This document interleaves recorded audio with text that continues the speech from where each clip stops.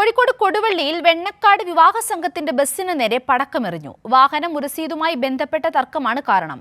ആക്രമണത്തിൽ 2 പേർ കസ്റ്റഡിയിൽ. കൊടുവള്ളി വെണ്ണക്കാടാണ് വിവാഹ സംഘത്തിന്റെ ബസ്സിന് നേരെ പടക്കം എറിഞ്ഞത്.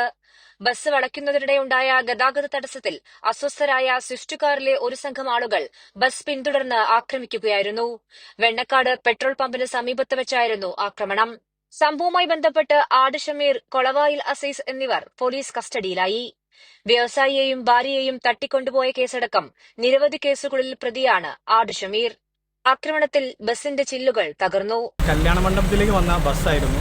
അപ്പോൾ അവിടുന്ന് ആൾക്കാരൊക്കെ ഇറക്കുന്ന സമയത്ത് ചെറിയൊരു ബ്ലോക്ക് ഉണ്ടായിരുന്നു.